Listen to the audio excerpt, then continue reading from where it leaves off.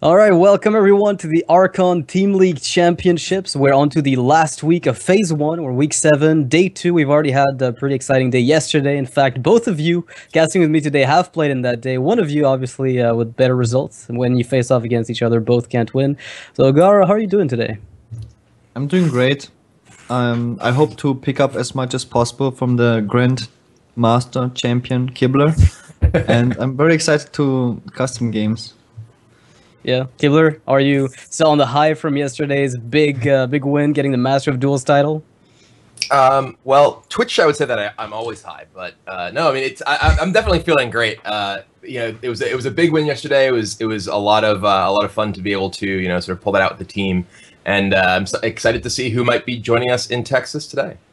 Yeah, so today we'll have again two matches. It's going to be Team Archon versus Team Celestial. Celestial already confirmed as being eliminated. One of the two teams that's currently, guaranteed to keep the spot that they've acquired. And Cloud9 is also first over Value Town based on the standings. So the tiebreaker matters, so you might see here the game wins on the side being a little lower for Cloud9, but in fact their tiebreaker means their entire game wins minus losses is a bit better. So as a result, it turns out that they've got one tiebreaker point over Value Town.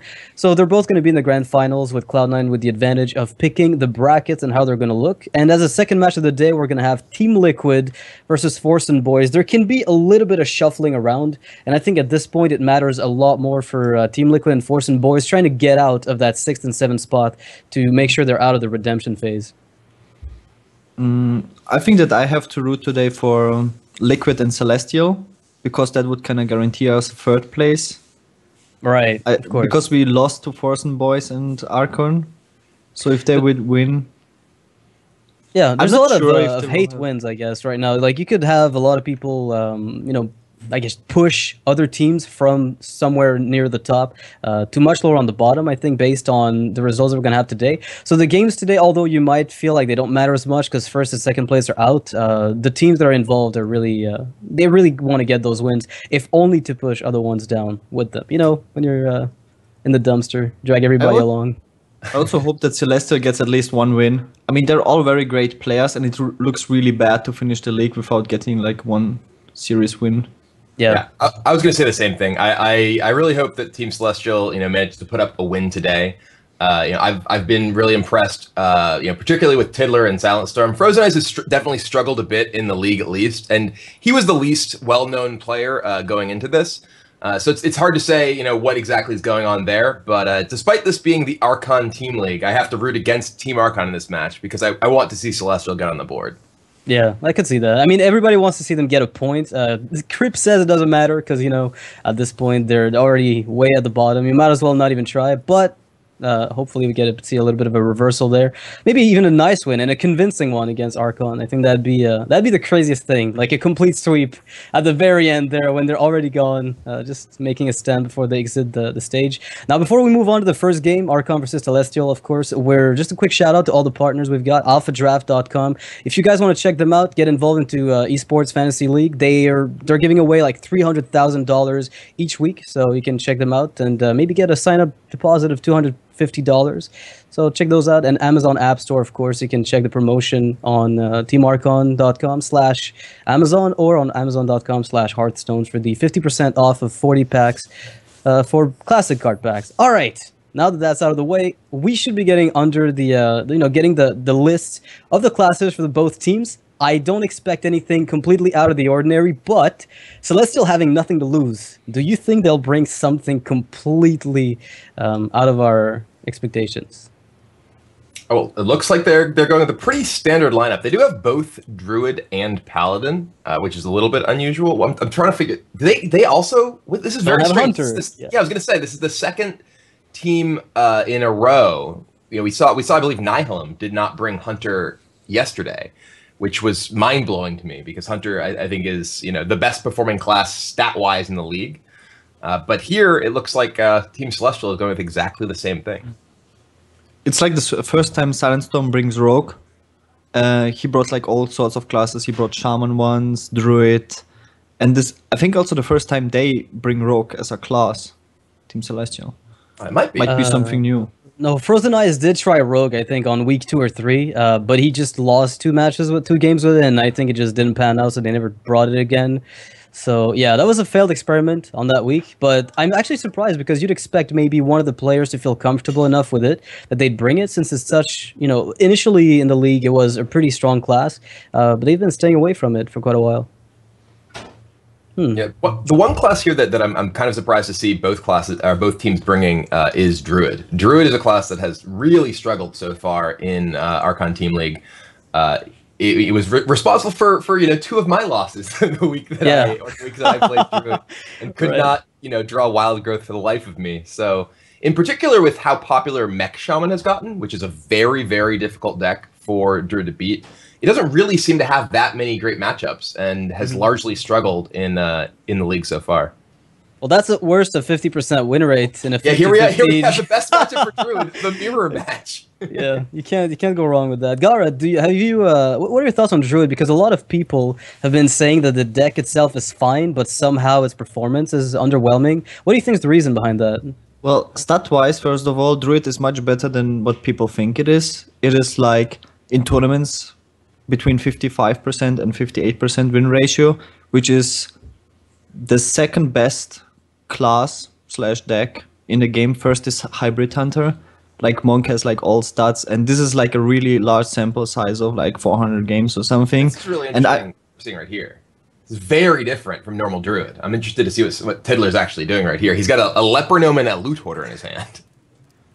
Yeah, they think that's token Druid perhaps, right? Yeah. But it's like even in token Druid, you usually don't run Leper Gnome and Loot Hoarder. Is this the post-TGT Druid draft? He's trying to get the skeleton of the deck and then just going to push it once the Grand Tournament comes out. And he's like, if I can win with this Druid deck, then I've made my stand on Archon Team League after I'm done. I think the coolest thing about Druid is even if you face a counter, you can still win if you get the right draws. If you get like Innovated Wild Growth, even in your worst matchups, you still can win. And there's only very few decks. Like Druid has like no auto-loss matchup. You're right. That's a great point. Yeah, I think that's a great point. And it speaks to the versatility of the class that's enabled by the ramp, right? As you said, like getting those Savage Roars with Force of Nature gives you a lot of easy wins, and then you can avoid bad starts just by getting the Innervate Wild Growth, which is pretty broken in many cases. I mean, Druid definitely has some of the best really good draws of any class, but its bad draws are also so bad. So many of the high power cards that it's planning to ramp into with Innervate and Wild Growth. If you draw those and you don't draw Innervate and Wild Growth, you literally just don't do anything. I mean, that was like I was saying. My experience playing Druid a couple of weeks ago. I pressed my hero power and pointed at my opponent for the first several turns, and that is just not a winning strategy.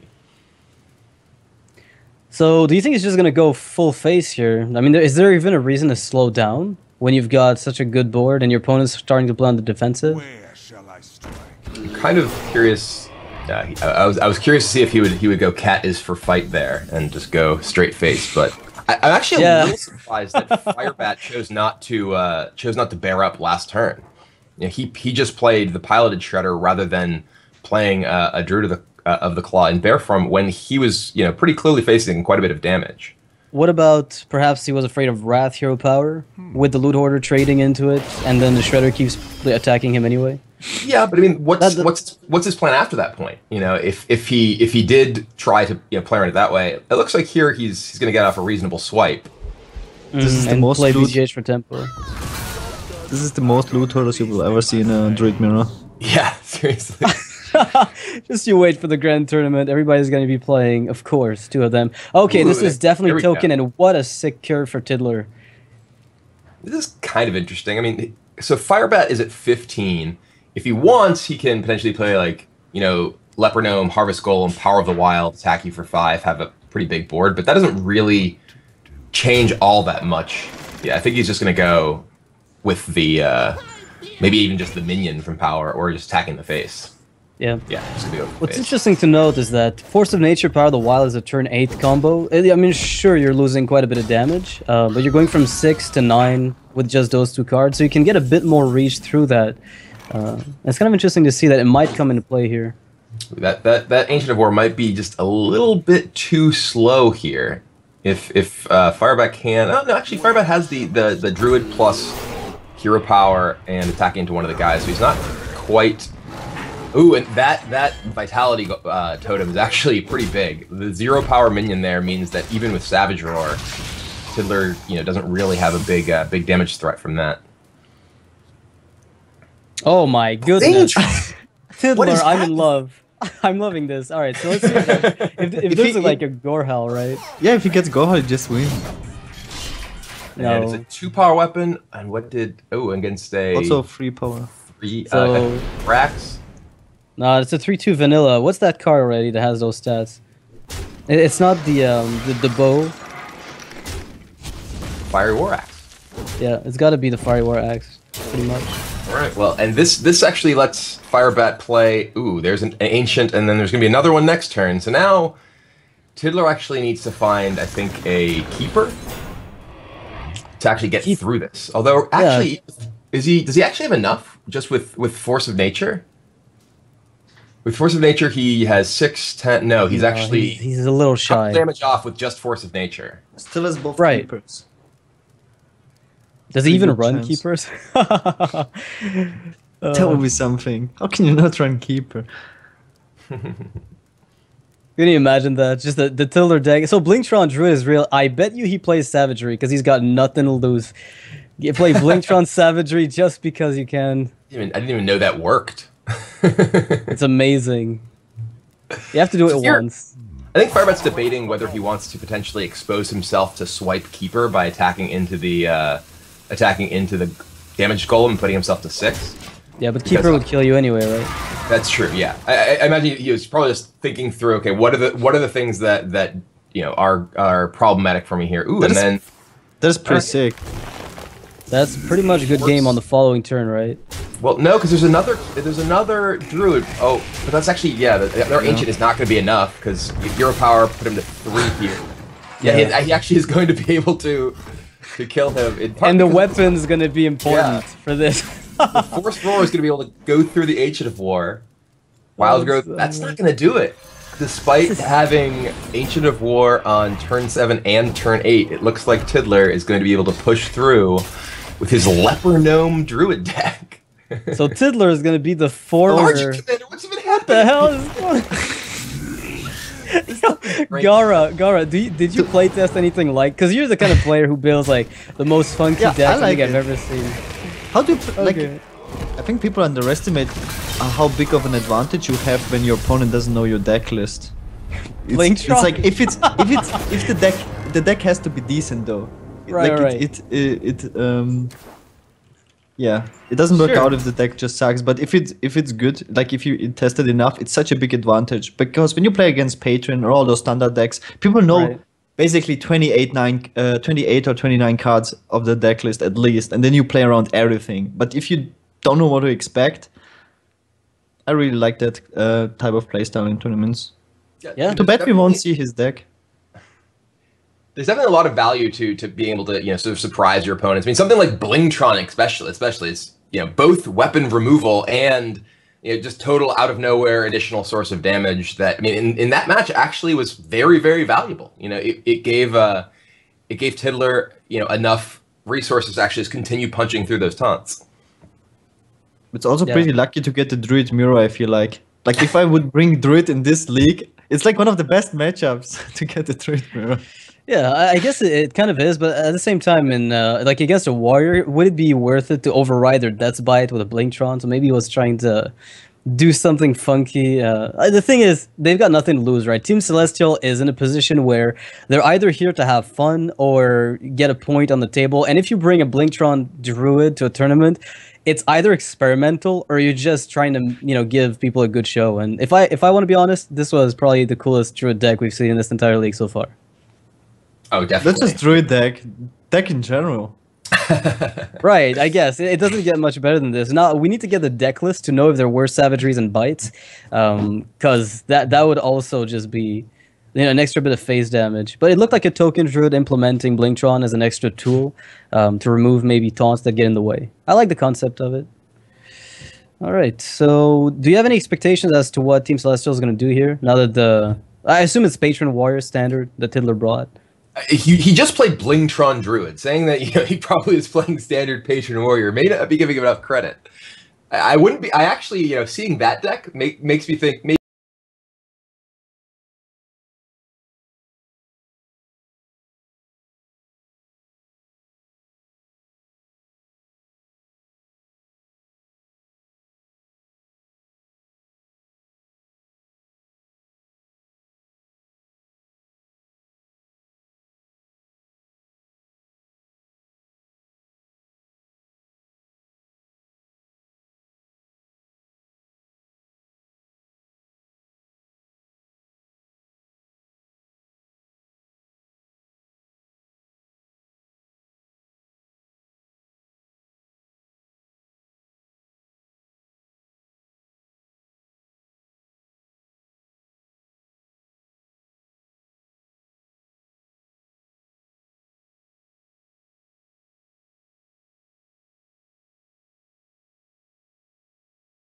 Bolshar Footman and Oyotron bolster Hobgoblin Dream. I do not believe in the Goldshire Footman Dream. The Bolster Dream, the Hobgoblin Dream, these I can see, but... Okay. So apparently you just don't believe he's ready enough for action, I guess. I do not know. I think that he should go to a tournament, be a tournament attendee, and then maybe he can be a little bit better. Yeah. So, looks like... So far, Frozen Ice's deck doesn't look like anything out of the ordinary. So far. We haven't seen it all. Maybe there are interesting cards we've never seen, like Sacrificial Pact. I don't know how many games you casted from Team Celestial, but Frozen Ice was so unlucky. In almost every Zoo game he played in the entire tournament, he always had like double Doomguard, double Implosion, stuff like that. In almost every game he played with Zoo. It's like... Yeah, the openers were always horrendous for him. He's also been playing a much more aggressive strategy, and there you go. First Doomguard's in his hand, so yeah, but let's see if that keeps happening. This is just crazy. Almost every game in the league he had such a draw. Yeah. Doomguard is a bit better when you have Void Collar, and so is Mal'Ganis. At the same time, he does have the Mal'Ganis, which you'd much rather get into play. Yeah. So my question to you is, how early do you, would you rather get Doomguard early or Mal'Ganis early? I'm guessing Mal'Ganis just because of the value you get immediately and the fact that it might not get removed and you might win on the back of it. But if it takes removal to remove Mal'Ganis, would you rather not lose a Doomguard is my question. Also, the Hunter deck don't run Hunter's Mark, which is a big deal. Oh my god. It's like Gara's a prophet. This is exactly what he's saying. You know, Gara, you're starting to get into the caster curse line. You've got to stop this. I feel so bad for him because he also looks so sad. Look at him. And he's like, really, again? I play Zoo. In every game I have double Doomguard in almost my starting hand. Are you kidding me? Yeah, it is a little rough there. I mean, to be fair, he did keep Void Collar Mal'Ganis in his opening hand, which is not going to leave him with a lot of opportunity to hit a good curve. But yeah, after that opening hand, drawing into Doomguard is real rough. I have to say, I'm a little curious he kept that mulligan. It felt like it's way too slow against a deck that can just snowball early, but... I definitely agree with you. I think that that's really ambitious. Really ambitious keep there. I feel like you need, especially with Warlock in this matchup, you need to be able to actually contest their early minions with your own minions. Even if you do get a Mal'Ganis early, if your opponent has board presence and you don't, they can pretty easily kill your Mal'Ganis with Kill Command, they can silence it with an Owl, and then just kill you. Yeah. I thought he was going to play the Abusive Sergeant for Tempo last turn as well. What are you going to say, Garo? He expected to be lucky. Like, he kept those cards because it's very likely he will draw something, right? Some 2-drop, 1-drop. But he didn't get it, like, in not just that, he got, like, super punished with the double Doomguard draw. And Hunter is like one of those decks that really punishes you for having a bad draw. Yeah, possibly the deck that punishes you the most, in fact. Yeah. Alright, so Freezing Traps on the board from the Mad Scientist. But that might be like a good draw for his hand, the second Void Caller. For his hand, it's actually probably one of the better ones he could have gotten for sure. Like, do you just power overwhelm your stuff and let it? No, it's useless. If he gets like an Argus. Well, and this is actually also sort of illustrative of the problem of keeping the speculative Void Caller Mal'Ganis. You know, even if you do get the opportunity to potentially try and set up, Void Caller into Mal'Ganis, if your opponent has gotten tempo on you and has things like Freezing Trap, you can't even use it. Right. It's even worse in that case. So he's playing the abusive here in the hopes that he's going to be able to trigger the Freezing Trap with it, or worst case scenario, force the Hunter to remove the abusive and fear that Freezing Trap being triggered for almost no cost. Maybe you also expected... It doesn't make sense. I'm trying to like explain it, like, or try to understand why he went for it. But against a very aggressive Hunter, it's also bad. Because Archon, I think... Also, when Xixo played the Hunter, he played like super face Hunter. Hybrid and face. Yeah, there's been a mix of both. This is an unusual, like, very mid-range one. But you're right. Typically, they do play the more hybrid or face ones. I don't think that, like, just Mal'Ganis is enough to just seal the game. Yeah, Iron Beak Owl might sometimes be enough to buy time for the Hunter to just push face. I mean, here, he's able to potentially set up the Mal'Ganis next turn, but he's just at 9. And Zalae has, this big board, and what are you going to do about it? Even if you do get Mal'Ganis in play, he can kill command it, attack a guy into it, and then just kill you.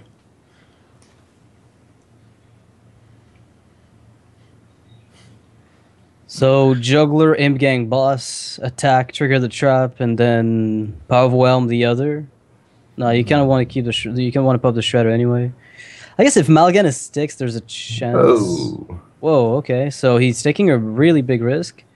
That's ambitious. Yeah, that's, again...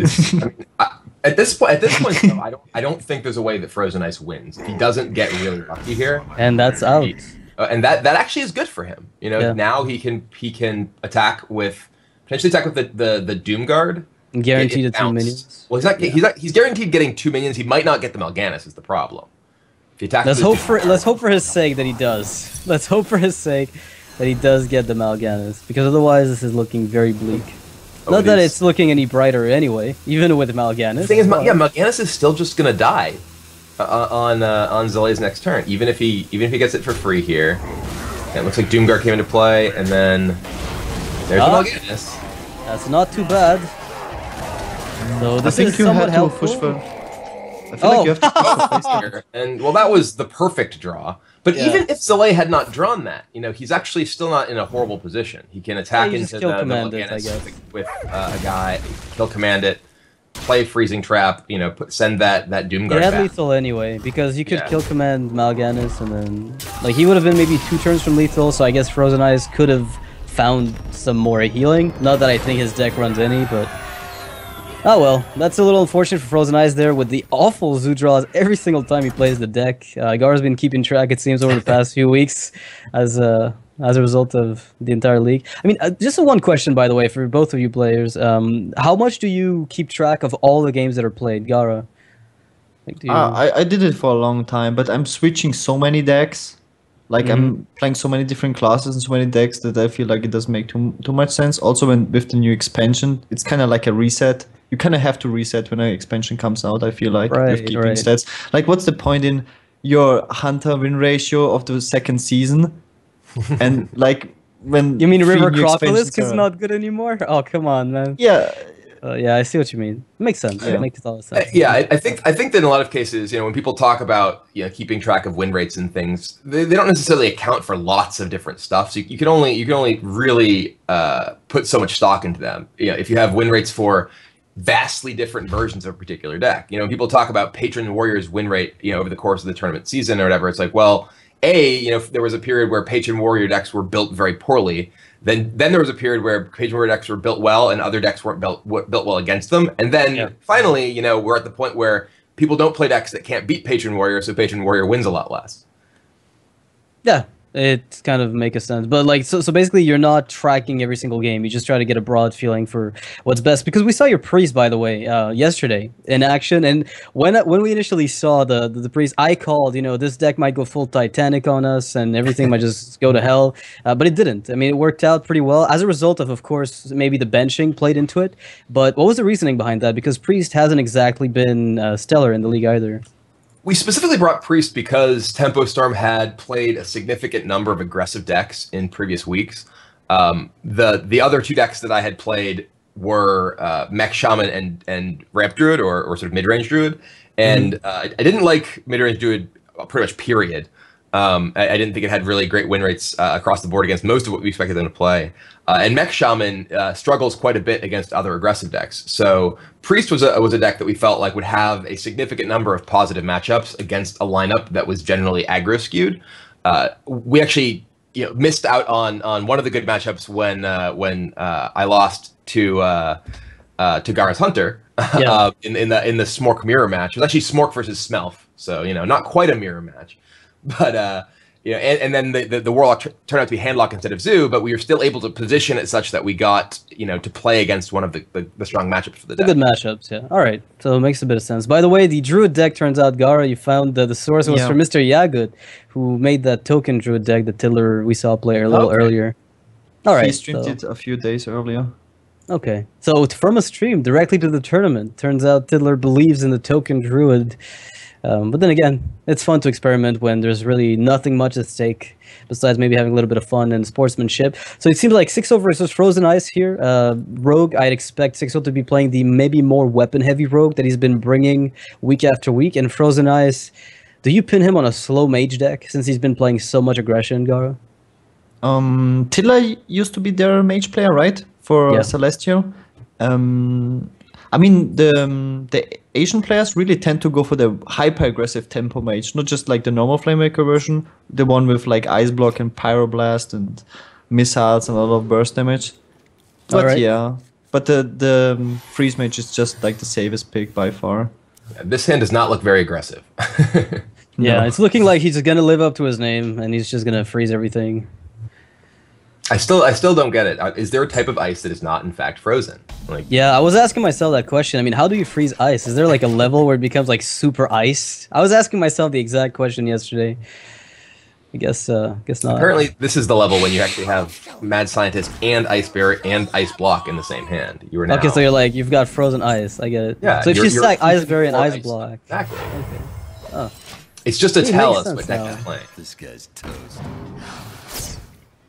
I can't wait. One day we'll have like an entire arsenal of ice-oriented spells. You can literally make Freeze Mage. It's gonna be nothing but cards that freeze. Give it like 3 years. There is Ice Rager 2 now. You can put that into Freeze Mage. Oh man, the Ice Rager. It's really OP, power creep, duh. I know, right? But Frozen Ice really likes to draw terrible. He already has 3 secrets and no card draw. Yeah, he has Pyroblast. His draw is not good. Pyroblast and 2 secrets in his hand. That's like the worst draw you can have. So you think he likes this is the worst draw. That would make it worse. Yeah, Frozen Ice isn't exactly getting the... I think he's got the worst draw in the entire league. In every single week that he's played, I think. He's like an anti-hand with useless cards. Pay attention, class. Yeah, Force and Style. He can't even fireball it or anything. Like, it's 100% useless. He's gonna find the fireball though, right? Oh, more useless stuff. Wow. Oh, this is not looking... I don't think Frozen Ice's exit day is gonna look as exciting as he might have hoped for. Yeah, this is just sad. I mean, that he even has Ice Barrier in place, so he can't even play it to heal for quite a few turns. It's just not going to do anything. Yeah, you can't even get 2 health out of it. It's just going to do nothing for another round. But then again, if you look at the amount of health gain he's got, if somehow his draw picks up right now, at least he'll be able to clear the board and then recover immediately. So I'm pretty sure, like, overall, Frozen Ice was the unluckiest player in the tournament in terms of draws. I mean, that is reflected in his record. So yeah. I think that the record would support that statement. Like, assuming you start saying that you don't see too many misplays, which I think you'd be right. Frozen Ice hasn't exactly been playing super poorly. It's just that when the draws don't line up in a field that's as stacked as this one, it can really show in your record. Yeah. Oh man. And the worst part is that he's not the only one suffering from it. The entire team suffers from the bad draws of one player. Mm-hmm. And they keep sending him out. Poor guy. Is he benched actually after this? No. If he does lose this game, which looks like he quite well will, he will end up being benched. And Xixo already has like the lower tap heal bot for this matchup. Oh, I mean, yeah, Xixo's hand is great. Yeah. That's an early low tap. Wants to make sure he keeps his board alive to push for even more damage before Frozen Ice starts actually stalling the board. Yeah, it's really strong. Low tap is low tap is good in turn 5, 6, 7. On 8 and 9, he's bad. And in 10, the value of low tap drops dramatically, other than as a prevent your opponent from killing you part of the against Freeze Mage. Once your opponent can just cast Frost Nova into it and largely negate the effect. Mad Scientist here giving absolutely no secrets at all because the ice block's already set up and the 2 ice bears have been eaten through. So again, Frozen Ice keeping up the bad draws. You gotta stay consistent with the game plan, is what I think. That's how I look at this. He's waiting to get his Frost Giant. I think that's part of his freeze deck is the Frost. He's gonna use his hero power as much as possible. He's not a double Frost Giant. Yeah, exactly. I see it. Eventually, he's gonna play 2 8/8s in the same turn. Oh man, Kibler, what if Frost Giant Echo of Medivh deck actually makes its way into the meta? Wouldn't that just be like super nice? Because you don't even have to be on low health. You can be like in max health and do it. That would surprise me. Right, but it would be pretty cool. Of course. Gara, you're gonna be showing me some of that Freeze Mage with Frost Giant. You're the one I rely on, for those cool decks in tournament settings. Actually, Mage is like the #1 contendant together with Controller for the Frozen Giant. Like just in general. Also because of the Koldara Drake and stuff. Other classes just seem to struggle to get the Frozen Giant or Frost Giant out. Because they will not use the hero power so much. Yeah, there's a couple, you want to be playing a class, in order to use Frost Giant, you want to be playing a class that is actually generating meaningful value to get you to the end game with the Frost Giant, which is why, Mage being able to actually control the board with its hero power and Warrior being able to keep itself alive. I think Priest, too, is a reasonable contender because they don't have anything to do on turn 2 most of the time anyway, so... Yeah. So I want to bring your attention to the fact that this game might actually turn around very soon. If the board is locked down by Frozen Ice and he picks up even just a Fireball and he can extend the game for a few more turns, more likely than not, and possibly turn it around. It doesn't look that hopeless anymore. Yeah, this is looking a lot better. Xixo, he actually has a pretty awkward hand at this point. Yeah. The pair of sprints when he already has a pretty full hand are not super exciting. And I mean, when Freeze Mage does get to the late game, which Frozen Ice has managed to do, it is a very powerful deck. And it looks like Tiddler just opened Cenarius. We saw that down in the corner. But oh man, that's for the new token druid. Yeah, he's actually just getting ready to update his deck right now. I am ready to learn. They're gonna throw him out again. Send Tiddler out for a second round. Oh, that's a lot of burst, though. This is... Yeah, never mind. Maybe Frozen Ice is going to have a little bit of a rougher time in a minute. Yeah, I mean, those sprints, while they weren't doing anything right away, we were saying, this looked like a game that was likely to go on longer, and that does give Xixo time to find that burst with sprint. When your opponent is freezing your board and blowing it up every turn, you don't have much to do other than dig for better cards. So what does Frozen Ice really need here? I guess a Frostbolt would go a long way to winning the game. Because the moment Alex Strauza falls down, and Xixo can't just pop the block without dealing with Alex. And he might even be afraid of doing so without playing heal bot. So he's going to have to both heal and remove Alex at the same time. As soon as Frozen Ice plays it. Usually just zap Alex in this matchup. Yeah. This guy's toast. It would be so funny if Frozen Ice just keeps drawing all burst spells now and just wins the game. Yeah, that's kind of what I'm thinking about. Like, if that happens, that could just be... There's a fireball. Yeah. That's step one, so... Set up that rogue for a good kill. You could even... You can't quite kill your own Mad Scientist, unfortunately. Unless you drop it with Doomsayer. Oh! He has to fireball the 6-2. I wonder. Or is he just gonna Ice Lance it? Does he? Really, I would go Alex Face and... Can't you Alex your opponent and potentially Ice Lance the 6-2, protect, potentially protect your block? The big problem is he can't get the second block out. He has to fireball his own Mad Scientist, and That's right true. now, Sixo can already proc the block. What to do? Mm-hmm.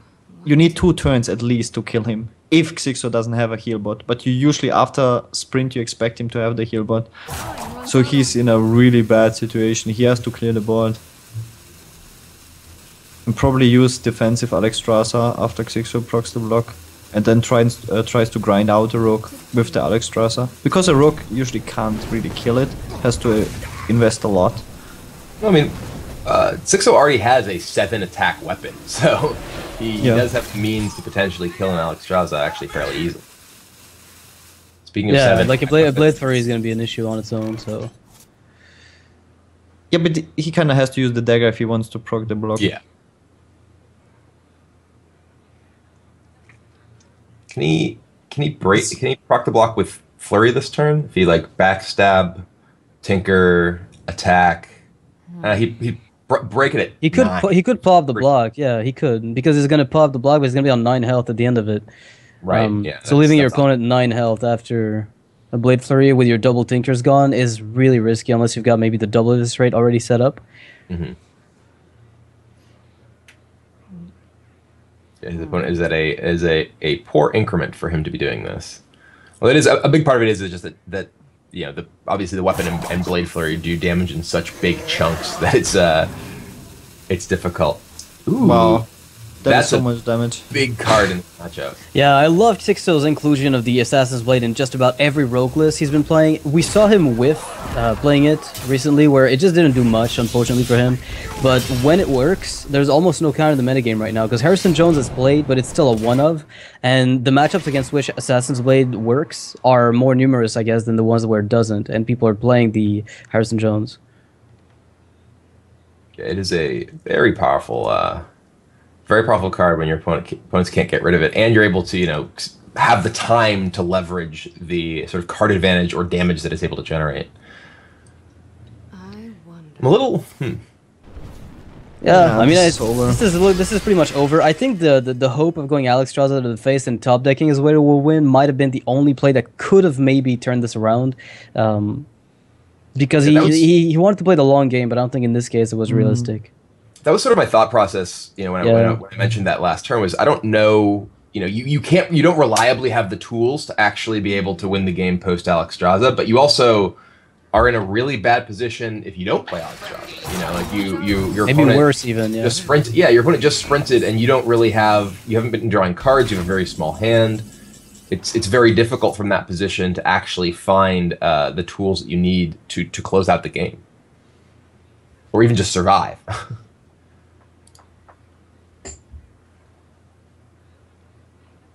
Alright, so Sixto's going to navigate this very carefully, make sure that he doesn't make any blunders on the way to the face. I mean, here... I mean, he can proc the block, but Yeah. What is he thinking about? Probably an Alexstrasza. Like, would Alexstrasza be a problem? The answer to that, No. I think, is no, because really, like, you still have a full-on... You have such a huge... Whoa. You can just go for the dagger plus oil and then proc it. Yeah, is And there then even a you have drawback to that? Because you can sap Alex if it... Well, that's kind of I don't- mediocre if you're trying to burst, but... I don't see any downside to that. It's his second oil as well, and he used also one deadly poison. Oh, that's so evil. Sapping the Acolyte of Pain. Thou shalt not draw. Yeah, now Frozen is in a position where there's not only lethal attackers in play, but also just a lethal weapon. So even if he is able to Blizzard or Flame Strike or something, and he's able to Flame actually Strike kill him. Ice Block is his only out, right? Yeah, In I believe he's actually able to kill him through Alexstrasza as well. So Yeah, there's just nothing. yeah, I can't really see how he's going to be able to win from this position. If he gets a an Ice Block to live one turn, I Ice guess. Block, and then he can play Doomsayer and not die right away.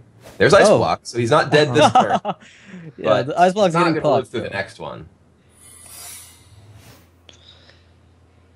That's somewhat convenient, but I still don't see the win.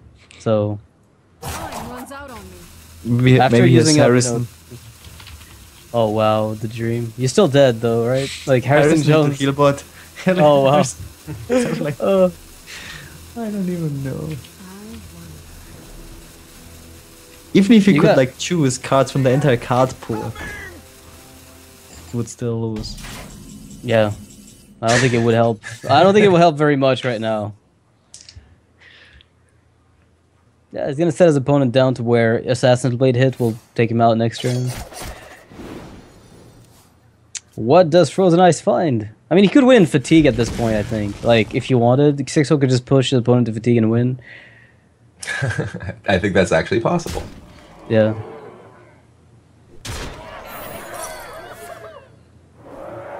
Do you stab the Doomsayer? Just to rub it in? No, you kill it. Okay, replace the I weapon. mean, he has the Assassin's Blade there, Yeah. so Who cares, not- right? yeah. Oh! He's alive! This is insanely He is slow. alive this turn. Yeah. Death by a billion cuts. This is what this is sounding like right now.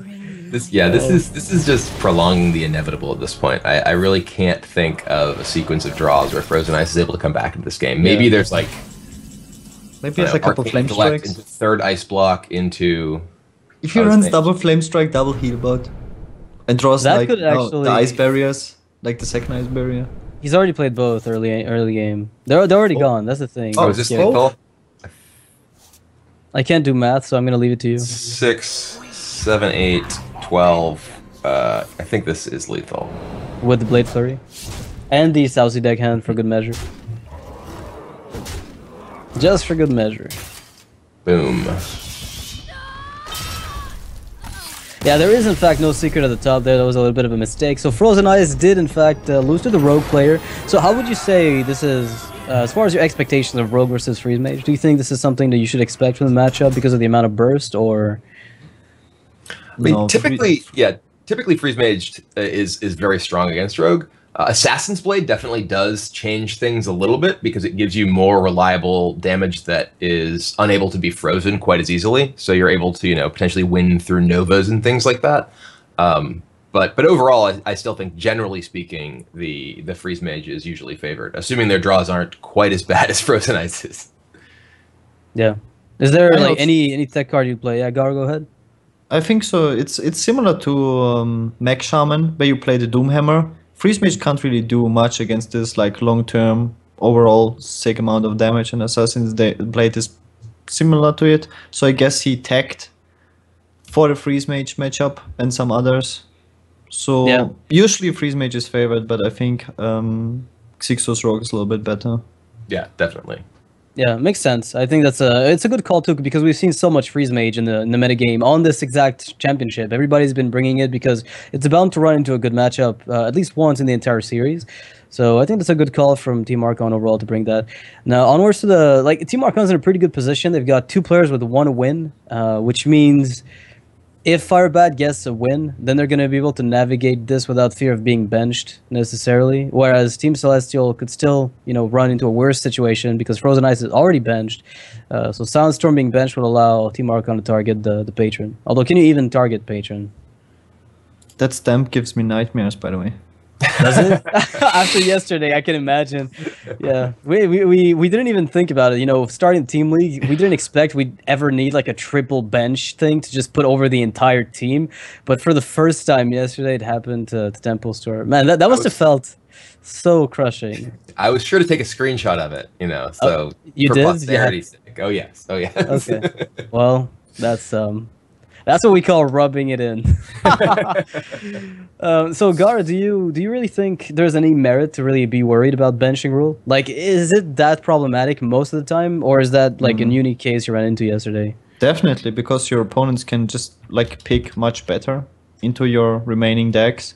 So getting benched, especially, I'm trying to figure out if it's like worse later on. Probably it is worse because it's like even easier to target the remaining decks if they have only like 2 decks available, like it was for us. Yeah, I think it becomes more relevant at the end, right? It definitely matters though. Oh, it's a big deal. I mean, it was a huge part of our win yesterday was our ability to sort of navigate the matchups after the benching, when we were able to queue specifically Freeze Mage and Priest without having to worry about playing against Patron Warrior, for instance. It definitely played a big deal in our victory there. And I think there's actually quite a bit of sort of mind game style stuff that goes on with the deck selection. In some cases, you'll try and queue something because, oh well, they're not likely to play this person because they risk being benched. But at the same time, if you think that, then I think that, then obviously you can try and line up sort of next level thinking to get better matchups. Yeah. So there's the Deadly Poison and Blade Flurry for Soundstorm. That's really important against the patron deck. You can at least negate 1 wave of patrons, and if you can get the tempo on the back of that, maybe come back in the match. It's pretty rough to go through all the armor once it gets stacked up, right? I think that Soundstorm has, by the way, also really impressive stats overall. One of the most impressive stats in the tournament because he's 8-8 in score, and their team is 0-7. Yeah, no, he definitely, like, in relative to everything that happened, I think you're definitely right. I mean, that's crazy, right? To not have a negative win ratio. Yeah, when you're basically the entire team is Soundstorm's demise, right? Like that, he can say, I did my job, guys. This is all on you. I did what I had to. Trump was our team's workhorse. He played the most games in the league by a fair margin. Yeah, we couldn't put you out, right? Like Ryan Keebler had to stay behind the lines. Yeah. All right, so here, I mean, this is a pretty good board overall. I mean, like for the Patron Warrior, you want the game to be sort of extending here against the Rogue. You don't want to get sort of abused by early minions. Though right now, Zalay doesn't really have the tools to sort of set up a big burst kill. He doesn't have any real card draw. He doesn't have Emperor, and the Rogue deck is one of the best at actually dealing with the sort of big Grim Patron boards because it does naturally have Blade Flurry for good clears. What now? It's so funny how all the Patron lists cycle around all the time. I feel like Zalay gets so annoyed by everyone copying his list that he always goes and changes the list after every week because now he plays double Taskmaster again. And that was like one of the first cards you got in the Patron. Yeah, I was going to comment on that as well. Taskmaster has been a card that sort of has fallen out of favor, generally speaking, in Patron lists. In part because it doesn't actually draw you cards. So many of the cards in Patron are about sort of cycling to find your key components. And right now, this is one of those situations where Zalay has a bunch of stuff, but all he can do with it is make a couple of patrons, and this is a matchup where that strategy is actually pretty weak. Mm-hmm. Well, it reminds me of the all-in Miracle Rogues back in the days where they just played card draw, and then eventually it transitioned a little bit towards maybe playing more minions. You started seeing Valid Teachers coming out, which was like a really big revolution. Earthling Ring Farseers got included. Like a lot of things changed about the deck, and it became less spell-centric. And it seems like Patron is always hovering between the two, extremes, where you either just push for draw a lot, even including shield blocks, to compensate for the amount of damage that you would take. Instead of putting removal, you're just putting in shield block to cycle and stay alive. And maybe just playing more minions. And Cool Taskmaster is pretty okay against aggro, so I can understand why you'd play that. Early on, we saw quite a few, hey, there's another Cool Taskmaster. It's the theme of our game right now. But early on, you'd see quite a few, like Loot Hoarders, for instance, was a very popular card in the Patron Warrior decks. That's largely fallen out of favor because of the value of Unstable Ghoul as sort of a combo piece And you really need this balance of, okay, how many combo pieces can I actually generate versus, how many cards can I have that actually draw me to those, and how much interaction do I need to actually stay alive to get to that point. So I'm liking this play here from Zalay, getting an extra bit of damage on this Cruel Taskmaster. He so desperately needs to cycle. I can't really fault him for that, I think. Yeah, he gets to draw 2 cards here. And there's another Battle Rage. Do you take it, or your patrons will just carry you to victory once you get that Battle Rage off? I mean, I wonder if he's better off saving that Battle Rage until because he has Whirlwind and Patron in hand. Yeah, and he's not really under a ton of pressure. He's got a pretty high life total, so I'm not an expert Patron player by any means, and Zalay is certainly very experienced, but I might have been sort of tempted to keep it until you can get try and get a really big card draw with that. But maybe he has enough of the components that he's looking for that he just wants to find the ones that he's missing. Yeah, his hand sucks. He had to go for the draw. Double Inner Rage, Taskmaster, Patron, Vorax. It's like Whirlwind, all that cards. Yeah, it's like all one wave, right? Yeah. Well, there's another Whirlwind.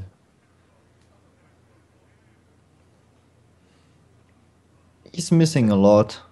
Like yeah, he's missing Warsong Commander. Yeah, like the thing is the first wave of patrons. Yeah, the first wave of patrons does very little in this case because you're kind of expecting to get Blade Flurried off the board. So you'll push for a bit of damage, but if you can't seal the game afterwards, maybe it just doesn't even matter that you got that first wave out. Mm-hmm.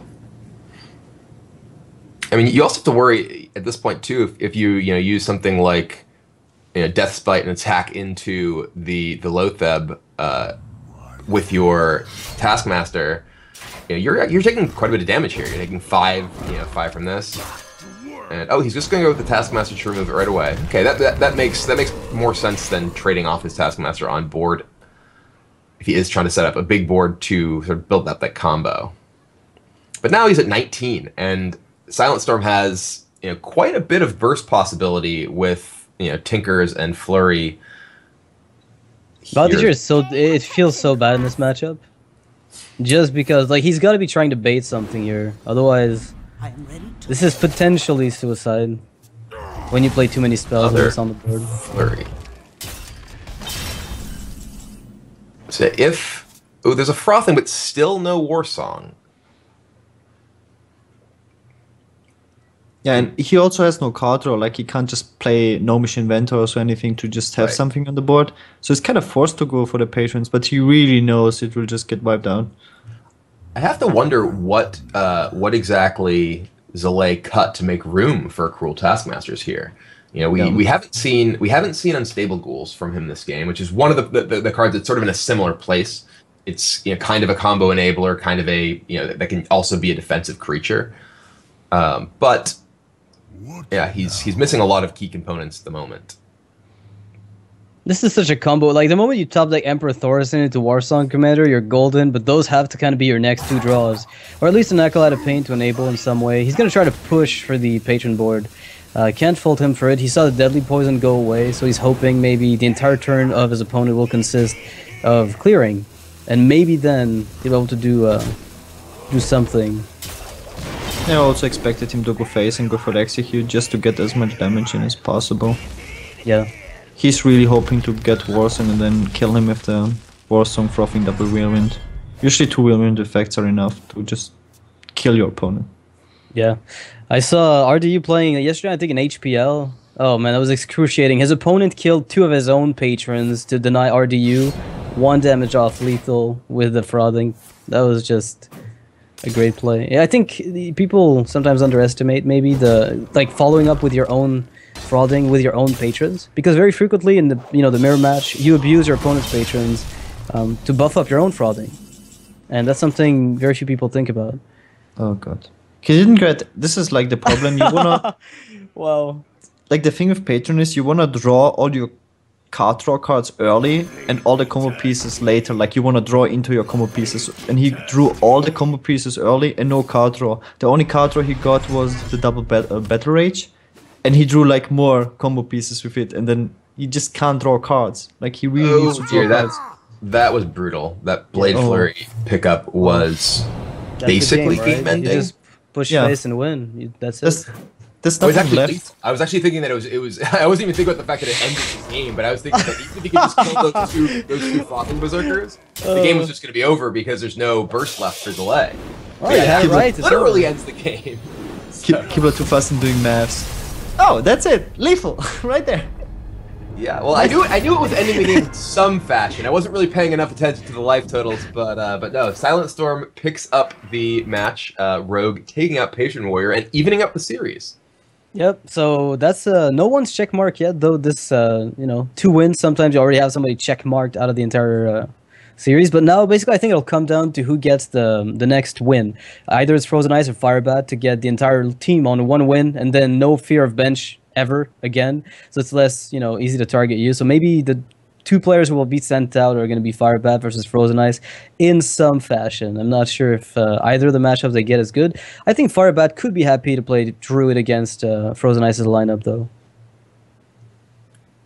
Yeah, I mean, Silence. Yeah. Druid is certainly a class that I like playing as Freeze Mage in particular. I'm not usually a huge fan of playing Druid against either version of Warlock, unless you have a significant number of big game hunters. I tend to find that the hand-lock matchup is rough, and Zoo certainly is as well.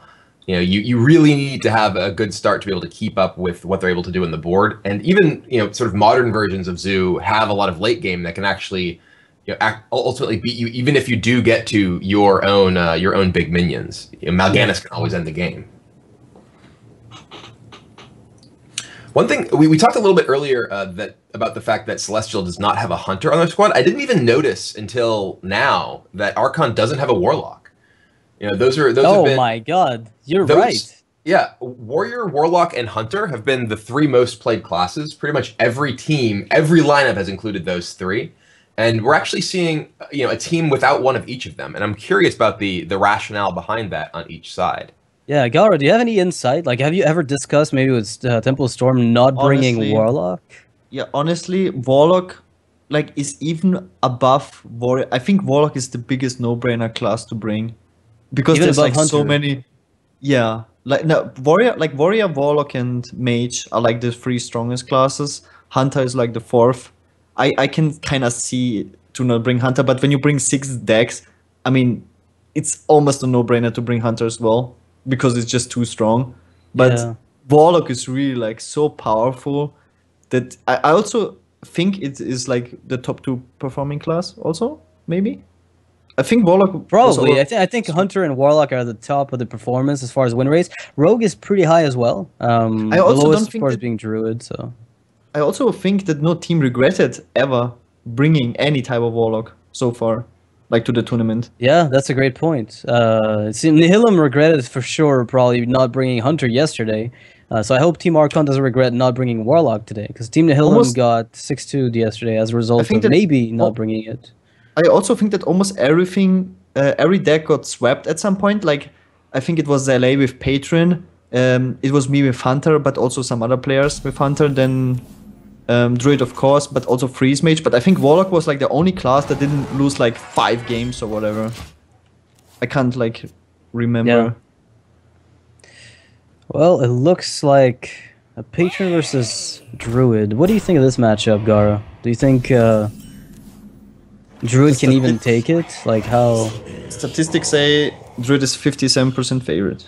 Okay, so Druid has an edge. But without Wild Growth and Innervate, do you think it still has an edge? No. Okay, that's good to know. I had to ask, after the beginning of the game, what's your thoughts now that everything's not, you're not going in blind?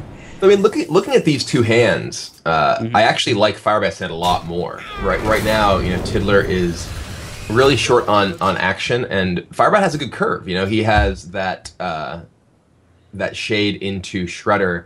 I mean, one of the big things when you don't have Wild Growth or Innervate is that so many of your cards sort of don't curve out well. But despite having no ramp, Firebat was actually able to play, good 3 into good 4, and sort of set things up reasonably. He doesn't have a 5 though, and now Tiddler is able to actually sort of clear most of his damage off the board. And here's where Firebat's going to kind of run into running out of action. Yeah. I also think that I think having the Harrison for the first Death Spite is as important as drawing Innervate or Wild Growth.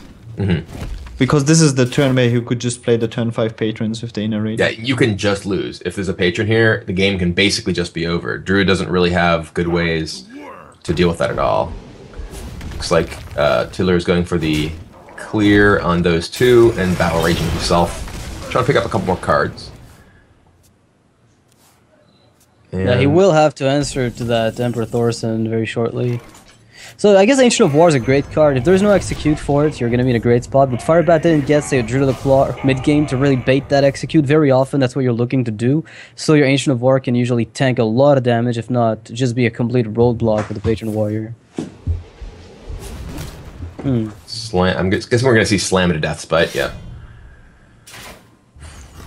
The health totals are looking a little bit low, but... Yeah. Yeah. Tidler's actually taking quite a bit of damage here, and the fact that Firebat has now Force Roar and double swipe. That is crazy burst. I think he could actually just win on the back of those two.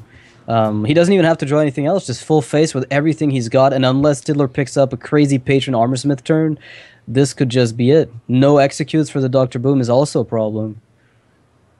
I mean, I wonder if you play Armorsmith. I guess you can't really play Armorsmith Acolyte. You know, you can play Armorsmith Acolyte, attack with the Death Spite maybe, and then you can Battle Rage, hope to draw, you know, several more cards, and find an execute to kill Dr. Boom. Or maybe just First you looks like he may just Battle Rage straight up.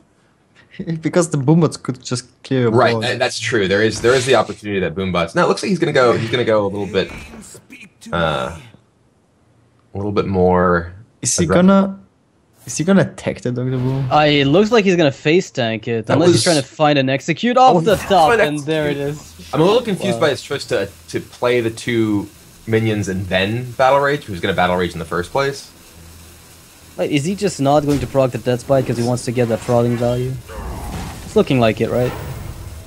Also, he could draw patrons. He's dead. He's dead. That's it. Game. Is he not using his Death Spite? I think he's dead. That's it. Like, game over. He is certainly dead to Force Roar here. He's exact lethal, actually. That's exactly it. And yeah.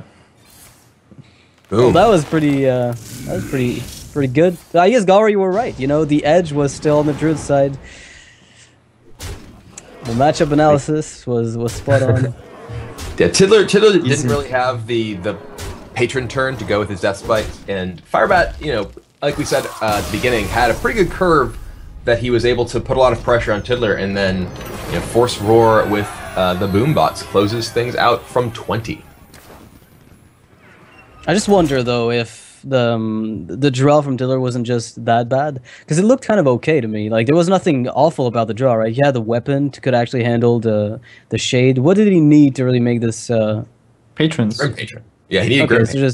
so you have like one patron here. You think he could have won though, because my concern was that with a double swipe in Firebat's hand, maybe that would have been also pretty difficult. Just like getting them out turn 5 would have been more than enough. Swipe is pretty bad against Grim Patron. Like, Yeah, of course. Yeah. Of course, it's awful. It doesn't do anything. Double swipe is even worse. Yeah. Yeah, if he was able to get Patron out in 5, attack with Death Spite, generate Patron, you know, inner rage, generate Patrons, then, you know, he's able to potentially play Armorsmith and, you know, start going kind of crazy with Patron, Whirlwind, Psych effects, big battle rages, and just really start going off. So I guess ultimately, like, even if the matchup is favored for the Druid, just the Patron alone can make the game. I guess it's always the same issue you run into when you're playing Patrons against, you know, Druid is one of the decks that runs into that issue, but another Patron Warrior also has that problem, where the first one to get the Patrons on the board takes the game, because there's no efficient removal for them. So, looking at this, I think Team Archon's in a great position. Got their players spread out. Yeah, they're up one game currently, but, you know, one game could be a really big deal because of your ability to, you know, like you said, kind of spread out your players and be able to set up matches and be less vulnerable to benching here. And Firebat Mage against Silent Storm Paladin. Firebat has played a lot of Freeze Mage in his day, so I have to assume that's what it is, which is usually pretty good against most Paladin lists. Yeah, I think it's good against every Paladin list, just because it's so hard for them to get something that sticks. We saw Strive Crow yesterday win the matchup against a Freeze Mage, and that on its own was just mind-blowing. It's not something that I expect to see very often. Like, I just think I've not actually at seen all. Strife Crow beat Freeze Mage twice in this this He league. cheats. He's a cheater, that's it. He knows his deck's something fishy going on there. I think so. It's just so scary. But if anyone can do it, it's probably Silent Storm. I think right now Silent Storm is the best control Paladin player. He got rank 1 with it on NA. So he knows the kept matchup it. inside and out, I guess. At the very least, that's the case. And here we have, a pretty reasonable draw from both players. A little bit, a little bit poor from Silent Storm without much in the way of good aggression here.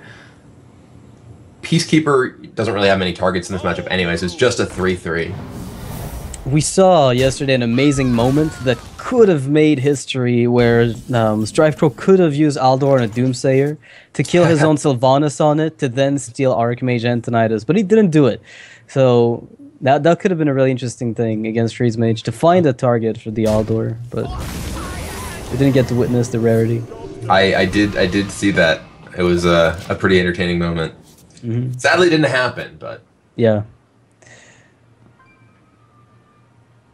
Well, looks like Soundstorm is going to have to start trying to chip away at the mage. The thing is that it takes you a long time. Even if you have like optimal damage output draws as a paladin, it's still going to take you forever. And on turn 3, if you've got almost no damage dealt to the mage and he's going to start curving, like we see that Firebat's hand is not terrible at all. Like he's got card draw, he's got a Nova Doomsayer, both of which are very good against Paladin.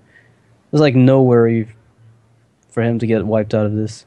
yeah. And here the fact that that's a big game hunter rather than something like a piloted shredder is a pretty big deal.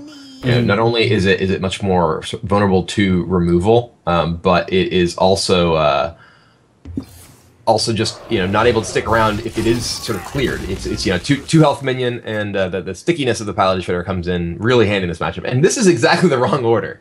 Silent Storm draws his Paladin Shredder on turn 5. Overkilling that 2/4 Loot Hoarder, oh man, that must feel so bad. I think it really comes down to how well the mage draws, and not so much how well the paladin draws. Like Yeah. if the mage gets the Doomsayer and Novas early and all the card draw cards, there's really not so much the paladin can do. There's not much player interaction in this matchup. Yeah, I agree. I think the mage just waits for the perfect opportunity, then 1-2 punches his opponent, but he's looking for that 1-2 punch, and if he doesn't find it, then that's what determines the entire match. Oh, that's a pretty good swing card, though. I definitely agree with that, but I do think it's also pretty important. If the Paladin's draw is pretty bad, then they give the mage so much time, and because you have a hero power that's this attrition thing. And right now, we look at this, and Firebat is over 30, and we're on getting into turn 6, and Silent Storm doesn't even have a particularly good board. He has some okay stuff, but at this point, if he had that shredder that stuck around, if he had had either a second shredder or a reasonable 5, he'd actually be putting on meaningful pressure. But now he just doesn't have much going on, and Firebat has a lot of time to piece everything together.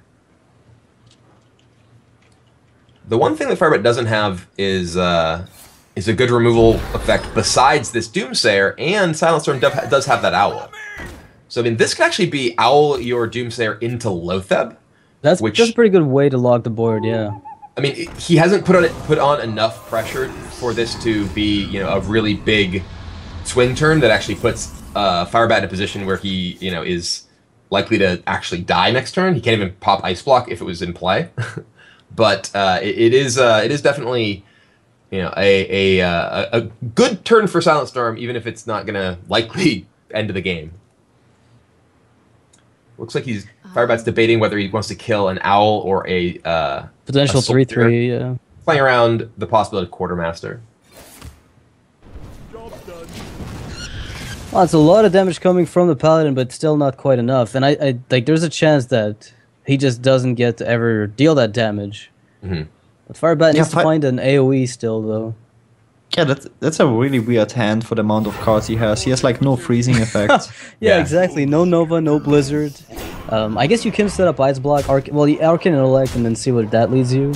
Because I think he's still pretty far ahead now that Lothev's out of the way, and all he needs to do is Alex his opponent on a good turn. Oh, And there's well, Blizzard.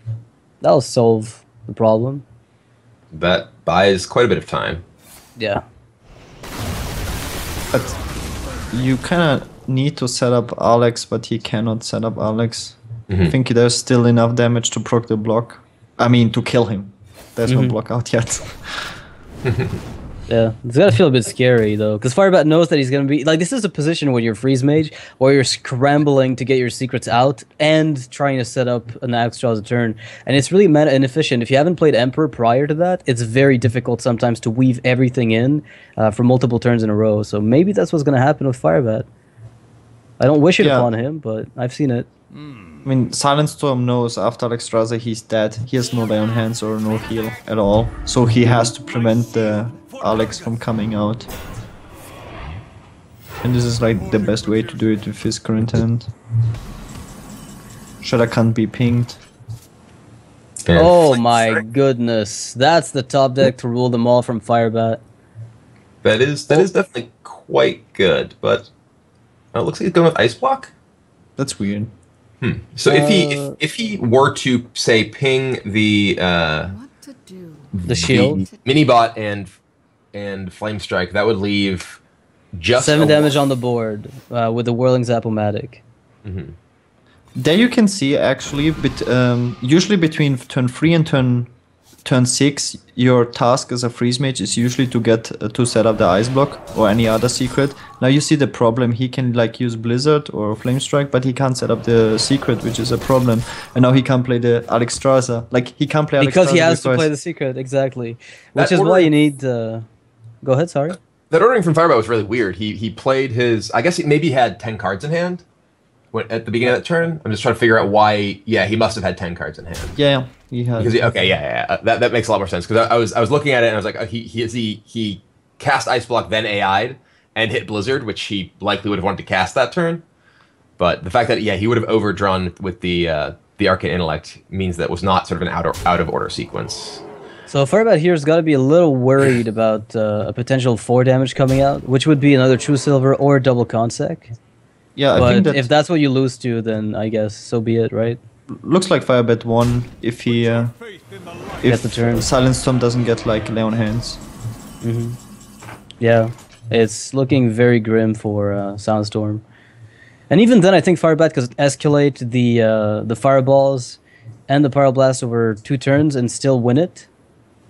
Unless No. I'm mistaken, he just like Emperor Thorson. No, maybe not. He needs like a heal bot on top. And now that's the question, right? How much do you play around lay on hands? Because that's a really big issue. He can't. And in this position, I don't think you can anymore. You have to go for Alex and kill him in 2 turns. You have the block in your hand. Next turn, Ice Block, Fireball, and then Pyroblast win. If he has lose, you heal, you lose. Because if he freezes now, he has like, when do you play the Alexstrasza? You can't like you. It's like the best turn to play Alexstrasza. What if you Blizzard Doomsayer? But he has 4 life. He gets the weapon. Yeah, I He know. can always proc the block. That's the thing. He's so low on life that it's like the only play. You can only go for this play if you can protect your Ice Block somehow. Right. Yeah, and that's just not gonna happen. Like choose over champion double Consec again, the same threats that were there last turn, but except you get an extra draw to run into them. And now he knows it's over. So, Yeah, at least nobody will see that guy. I like that attack initially to ensure that he has full information about what's coming out of the Shredder, and he can't get sort of screwed over by something like a Doomsayer or whatever. Not that you could do much about it, I guess. Yeah, I guess you don't play more stuff on the back of it. you at the very just least. have information, and information is valuable. Yeah.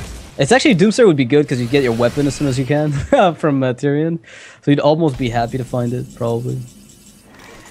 Well, this is looking like an auto kill from Firebat who picked up the Frostbolt right away for the He immediate just lethal. actually just kills him rather than even needing to sweat the possibility of a lay on hands draw.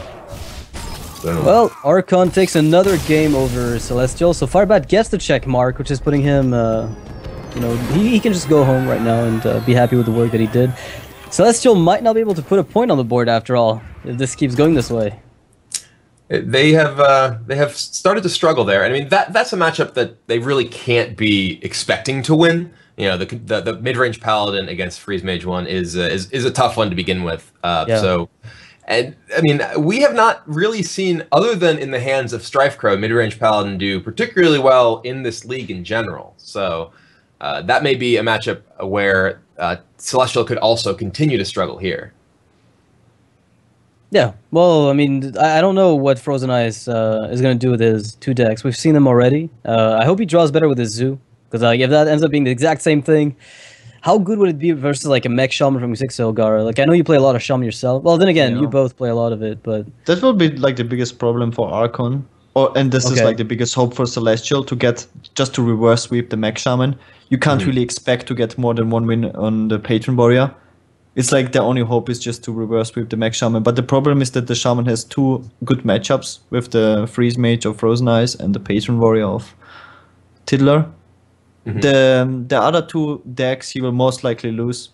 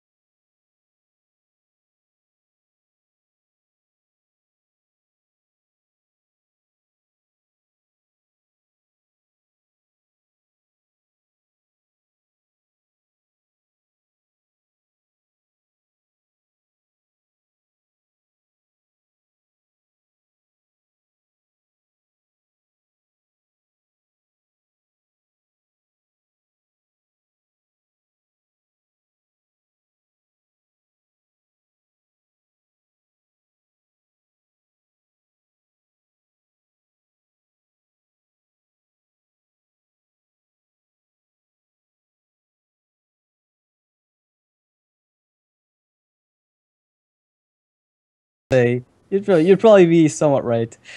Just give it a few more days. Then Paladin will rise to tier 1. Oh man, I am so scared of Paladin after TGT. I'm going to take like a vacation from Hearthstone until the Paladins are out of the way. Then I'll come back. When you guys figure out how to beat them, I'll come back. Well, Paladin is right here, so we're going to see if Paladin is going to be able to beat people today. And I think this is actually probably one of its better matchups. The Mech Shaman, you know, you're playing against a deck where you have a lot of good tools for controlling the early board. You have even things like Aldor to deal with power-maced big creatures, and then you have healing as well with stuff like Healbot and True Silver to get yourself out of burn range. So if Paladin is going to pick up a win, this is where it's going to be. For Doomhammer. Definitely. All right, let's see it. Let's see it. If the Shaman doesn't get a good start, we know it can be really inconsistent at times. So it all depends on that early hand.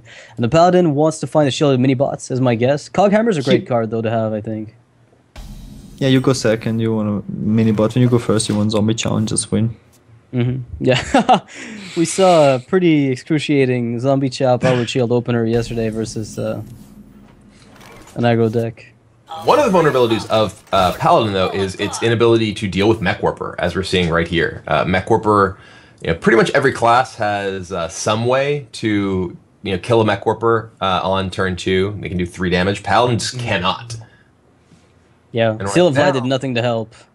I mean, I don't like this. yeah, I would have liked to coin I would've Aldor, man. 100% coined out an Aldor. You need to get in the board here, I feel like, and you have Coghammer to make your Aldor, even better. Yes. Yes, against aggro decks, you don't save your hand. You just get stuff out. Yeah, I definitely can't really get behind this play from Silent Storm. I think that he's getting a little bit greedy with the Aldor and with the coin. So the play maybe is to try to, pretend you've got a Blessing of Kings on the back end. The thing or is, maybe if- set up a Consecration if the opponent attacks with Mech Warper. But he The doesn't thing have is- Consecration. Yeah, but, your opponent might not attack, and then you can keep the 1/1 for Kings. So it's like, either way, you've got something, maybe. The main reason is he gets punished by Power Mace, but you get punished if you just hero power the same way. But if he doesn't have a Power Mace, you're in a super good spot. with the because you have the core camera in your hand, and he had it already. It's not like he has to draw it. Definitely not where you want to be right now as a paladin. This is two little taunts that are going to be super aggravating to go through. You've used up your core in the shredder, so never mind that Belcher coming down to defend you. You're going to be taking a lot of face damage for a little bit. So Aldor is going to have to come out for sure. Oh my god. What is happening? And there it is. There's no Aldor. Another round of damage coming directly to the face. Now the question becomes... This is reasonable, I think, actually, because you're able to clear through the Annoyotron and put yourself in a position to take out the Taunt Totem. One of the things about Paladin is that its removal is largely minion weapon based, not really spell based. So those resilient taunts are actually kind of a big deal. And getting the ability to get through one of them this turn and set yourself up to kill the other the next turn, I think is actually quite strong.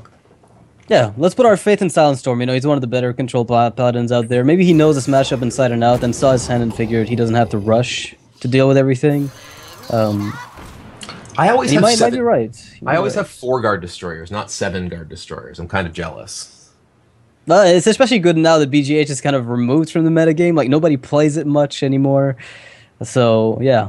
7 is optimal, just about in any circumstance anyway. I do like to get the best possible version of my cards. Yeah. You do? Oh, ooh, that's the game. Draw. That is a big draw here. So Consecration, wow. Wipes the board. Okay. That's it. Yeah, this actually just kills everything. Yeah. I think, right? Consecration. Yeah. No, not quite. Not quite.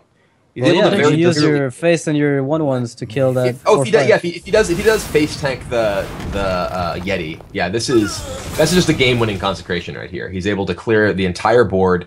He's at 18, which is, you know, you are playing. The irony. Oh, Blessing of Kings is real.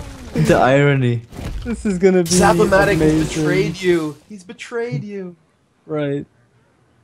I actually like to start plating on the Zapomatic to protect it from like, you know, at least just a single hit of Doomhammer. Maybe your opponent is just going to Doomhammer your face though, so maybe it's not worthwhile. He's very like he likes to save his cards. Oh my goodness. I would have used that armor plating just because. I mean, it's you know, getting that guy suited up when you have both Coghammer and Blessing of Kings in your hand. Because the non-hex deck, yeah. Keeping him alive seems pretty valuable. Well, he's still in a pretty okay position. The thing is, as his health gets lower and lower, Xixo starts picking up any type of reach, and that's it, right? Like, you just pick up crackles and bursts, and you're good. You almost don't need anything else. And I think this is what Silent Storm was planning for. He wanted to suit up the Belcher the next turn, giving it the 6th point of health. That's actually a pretty big deal, in that it gets it out of both single Rockbiter into the taunt with the Doomhammer, as well as Lava Burst range, both of which are pretty relevant removable effects in this particular matchup. Yeah, I think you're right. Like, this Belcher is actually even more an annoyance than it looked like it was going to be. And he's still going to double face tank it to put it into easier kill range, even beyond this. Wow, it's a lot of damage taken. That's hilarious. So, Iron Beak Aldor, and then you kill that Shredder. You don't have to kill it. Yeah, I don't know that you necessarily do. I think you might actually. You kings and let him double. You may just kings it and send it at your opponent's face. Yeah, you kings it and let him double hit it again. It's like, you wanna double hit my Belcher again? Right, Xixo did not Earthshock it last turn. Which he would have done if he had it. Very likely would have done, but there is an Earthshock! And that's game, isn't it? While he may have done it last turn, he does not really have the... He can do it this turn, but that's not quite lethal, is it? He has 4, 5, 6, 7... Are you sure it's not lethal with Lava Burst and Crackle? I think it could be, yeah. For full? Is this lethal? I'm pretty sure it is, yeah. It is now, yes. No, yeah, that was, yeah. Even with a low roll, it's still fine. Oh, dear. Even with low roll, you still had it. You had to get like a 75% win rate on the Crackle alone. No, low roll, he would not. He had a 50% shot there, which is why he went the Crackle first. 104 was fine. You were okay at 75. It can hit 3, right? Isn't it 3 he could have hit. 6? Yeah. So, and, well, regardless, Yeah, whatever. Crackle is off the top, closes things out. Right. I mean, I do think that Silent Storm was playing sort of with the information, okay, you know, he didn't Earthshock my guy last turn, which he would have done, and I'm safe to do this, but the top deck Earthshock from Zixo was enough to close it out. But you should expect that for the first taunt at least.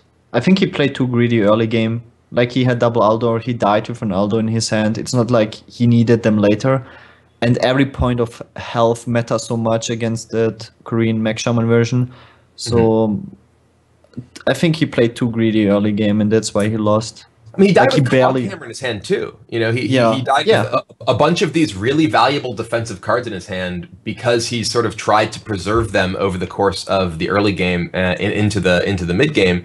And I really think that that game, a lot of it was defined by that turn two, where he chose not to coin and he chose to play just his hero power. I mean, he did get use of the coin later, but I think that he just gave up so much early tempo that that really punished him. And I also know that like his version doesn't run heal besides of one lay on hands. So even if he would stabilize with his playstyle, eventually like Xixo could just burst him down with direct damage spells if he doesn't draw the one lay on hands. Yeah, I didn't even realize he didn't have something like Healbot. Not having Healbot in your deck definitely makes it even more important that you're fighting for that early tempo. Yeah, it's actually I think this is one of the few matchups you really can't afford to be greedy with. It's kind of like facing off against Face Hunter. If you can deflect most of the early aggression, you might be fine. So just go all in on deflecting that, and don't try to play like a slowish game because you're just going to get burnt out. And I think Shaman, it's even truer of Shaman because of the fact that Crackle and Lava Burst reach for so much, and they have 4 copies of that high burst spell in their deck, so you can't really afford to be greedy at any point. It really depends so much on the list that people play. Like if Xixo would have played the Fel Reaver version, it makes sense to keep the Aldo Peacekeepers for that. But he had like the early game, a lot of burst damage. And also like the Paladin version, he doesn't play double lay on hands or heal bots. So he really needs to prevent damage early game. So it was like in both ways the wrong playstyle with his Paladin list and against Xixo's Shaman list. And this is a really unfortunate position for Team Celestial, where they think that their best chance to beat the one remaining deck on the opposing team is the mirror match. they feel like they have no better matchups than a 50-50 here. And everyone agrees on that. Oh no, they're right. They are right. Like they have mid-range Paladin, Freeze Mage, and Zoo left to try and pick up a win against Patron Warrior. So this is looking like it is not going to be the sort of final glorious comeback for Team Celestial. It appears we may have another 6-2 on our hands if this goes Delay's way. Yeah, the match point is on the line here for Team Archon, which, I mean, they've got to be pretty happy about winning this one because I think there was a way for them to end up much lower on the ladder, and it involved losing to Team Celestial. So that's got to make them feel a lot more comfortable. I mean, Archon winning here, they can't end up somehow falling to the redemption match tomorrow. They're going to be, pretty much guaranteed. I mean, the match is still going on, but I will say that it is very unlikely that they fail to make stage 2. Yeah, I think they're securing third place by winning this, like, guaranteed. And if they lose and they only had, I think, like 4 wins on the loss, they might have gone down to. Are you sure? I feel like they're guaranteed to it's like a freeway tie, I think, for third place because like Nihilum beat Archon, we beat Nihilum, and Archon beat us. Well, I don't think that the heads up actually has anything to do with the placing. I think that the game differential was what was determined because if it was just heads up, we would be in first place, not Cloud9, because we beat them. Yeah, right. But we had like a really good game differential. Yeah, I think the game differential is the first step, and then if there's a tie, then you start looking at the head-to-head, which in this case doesn't really end up mattering because there's no tie on the tiebreaker. It's not over yet. Yeah, that's true. They're still playing. Right, like the game is still ongoing. Maybe just Celestial stomps Team Archon. Maybe it happens. In the meantime, though, one player has Emperor and the other doesn't. Well, I mean, both players do have very strong hands here. Both players have a lot of tools. The Emperor is obviously a pretty big deal on Tiddler's side, But patrons, man, these yeah, patrons just start coming right now. We got patron Enrage attack you. Yeah, it was a snap play from Tiddler as well. I think it's been widely recognized now that just if you can get that patron warrior, having to deal with minions that multiply when you deal 1 damage to them, they have no removal for this. They need like double execute slams, and exact cards, because anytime they try to go for 1 AoE, they punish themselves. Yeah, I mean the Emperor is a powerful card when the games go long and you're looking to set up those big combo finishes, but just turn 5 4 patrons is able to end the game pretty quickly. It's always that 4th patron that makes you want to gouge your eyes out too. Like the three first ones usually you can deal with. Like if it only had 3 here, you can manage it. But the moment that there's a 4th one, that's hell. That's just it's mostly just the amount of times the sound effect echoes inside of my skull. Can only take it so much. Oh, this is exactly. And like the playstyle changes completely from getting your own patrons out to killing him with Warsong frothing double wind. And right now, Zalay has neither of those. Zalay does not have Warsong. He does not have frothing, and he has a whirlwind, which is powerful. But I mean, right now he's just trying to sort of clear the board a little bit. But this is just gonna GG. It's gonna say this is just gonna generate an additional patron for Tiddler. It's over. It's gonna generate a lot more than that. That's it, I think. I mean, how the hell are you supposed to deal with this? Like, he could deal with 3, not 4. It's always that same problem that arises, and the combo is perfectly set up to where you're always going to have 4 as warrior. What's really interesting, too, is that initially Blizzard, I think, wanted to make the patrons 4/2s instead of 3/3s. But they thought the card would be too bad to play. And I think they're right, for the most part. The reason it works so well is because it has so much health and an exact amount of attack that works with Warsong. But it makes it so good in matchups like this one. It's so unreal. I mean, I think that the 3rd health is a huge deal because it really is. Yeah. Not only does it allow the patrons to actually generate multiple additional patrons from a single card, but also it makes them out of range of most of the most commonly played AoE effects like Consecration and Holy Nova. And Power Shot soon enough. Well. Yeah, it actually, no, there's no Warsong. No, still no Warsong, but could he live until he can pull it off? I think there might be a way for him to live. He'd have to play Acolyte of Pain here and try to get. There's nothing. Yeah, there's really nothing for him. See, he doesn't have enough mana to actually play Warsong plus Patron. He's going. No, another Patron. No, that's what I meant. I meant Warsong plus Frothing, but like he'd have to draw into it and then find it. This is excruciating. You have the cards, you just can't do anything with them. It's like one of the most anticlimactic mirror matches ever. Like whoever gets the patrons out first, and if the opponent doesn't have the frothing, it's like pretty much. Well, it kind of feels like Druid very often, right? Where one player gets the curve, the other doesn't, and you're kind of just sitting there waiting for somebody to get the Force of Nature Savage Aura out. Sometimes I feel that way about Druid as well. Reload. So here, the only way you really lose the game is if your opponent gets a crazy frothing. So you have to be cautious, at the very least, and armor up as much as you can. Yeah, I mean, he can just shield block, hero power, and he's even cycling through his deck with that battle rage to set up. Even if somehow something goes wrong that doesn't immediately kill him, which there really isn't anything that can do that. I don't think. Yeah. But yeah, right. he's just getting in. Well, getting in there is what he's doing. And you're also not so scared of the frothing if you didn't play the Emperor. It's like very expensive, like the Super Burst combo. And yeah, that's not gonna do it. All right, so Team Celestial, yeah, they're on the comeback trail, picking up win number 3. But from here on out, it's rough. They are still going to be playing against Zalay's Patient Warrior deck every game, and like we said at the beginning of that, they felt like their best chance was sending in the mirror match. Now they have 3 decks that tend to struggle against Patron. Yeah. Well, we'll see exactly if... I mean, Patron has no absolutely terrible matchups either way. So if you're up against a Patron, you have to win so many matches in a row. No matter what your lineup is, I think you've got to feel a little uneasy about it. But it might be made worse by the fact that those matchups are not even that great in the first place.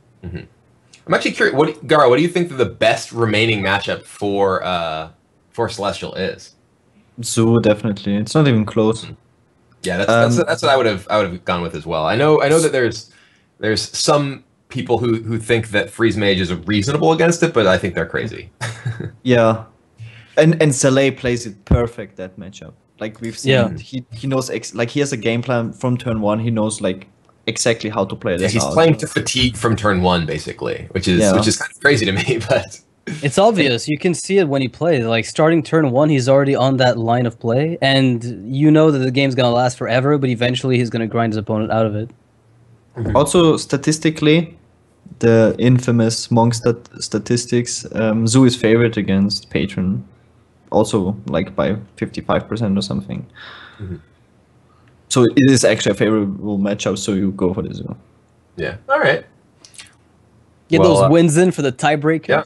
You know, like get out of that 8th spot. Oh wait, it's absolutely not happening. Too soon.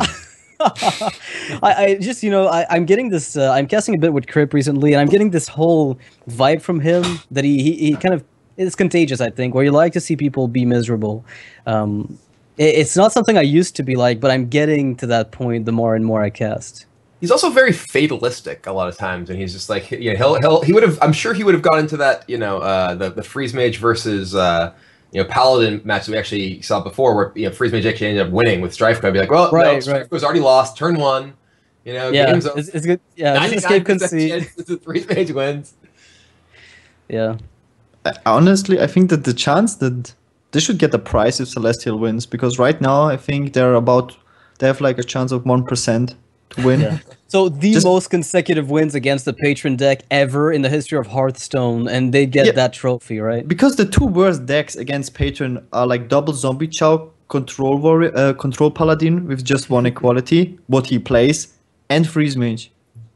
It's like the 2 worst decks. Let's see it. I want to see the comeback, the crazy Celestial trophy, just crushing Archon after 4 wins in a row against patron. So see, it can go either way. Like I like seeing Team Celestial having their souls crushed on one end, but I'd also enjoy the reverse. If it happened. If he would be playing poker, he would probably win. He does have. He has 2 pair. It's a pretty good hand. Yeah. Let's flip over the hands and see who wins. Yeah. The other one has like a 3-card straight. It's not too bad. And a pair. Oh, out there in the chat, who are you guys rooting for? Are you rooting for the epic Celestial comeback or Team Archon? Let us know on Twitter. Hashtag ATLC and smooth. Maybe. Ooh. Oh, and we got a slam going in, taking out that Night Juggler, reducing the early offense, and this is kind of a mediocre draw, I would say, from Frozen Ice here. He has Juggler, but those eggs are not particularly great without to enable them. What a surprise. Mediocre draw by Frozen Ice. He looks so sad. He's like, really? What have I done wrong in my life to deserve this? He's strong. If he plays the other Juggler, right, he's like bound to lose it to the Ghoul, so it's not even... But just an egg just doesn't nothing. You mean it's not great pressure? It's amazing. Oh god, I'm dying here. Poor Frozen Ice. It's like, alright, I think the Egg's fine, right? You'd play it, right? In most cases, would you play that over Juggler, or are you gonna hope that there's no second slam, Fiery War Axe, etc.? I mean, the way how Zoo wins against Patron is with early game pressure, and that doesn't really look like early game pressure. Oh, hello! Good thing he didn't play that Juggler. His soul would have been crushed even further.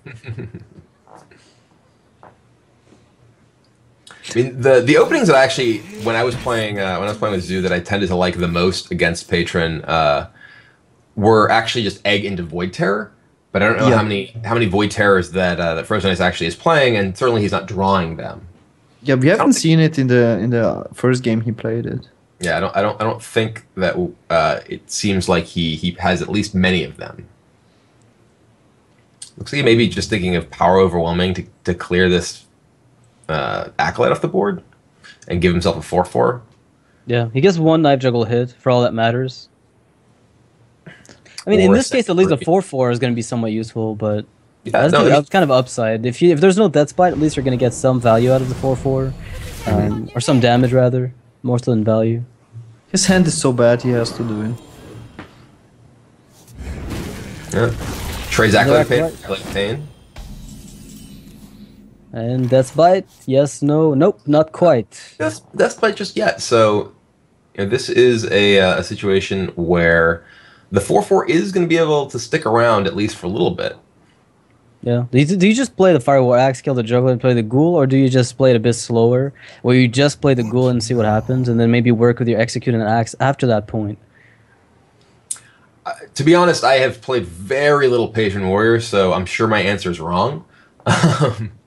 But I think that I would probably here, use the Fire War Axe, take out the Juggler, and then probably just armor up. But it looks like he's going to go with the Ghoul.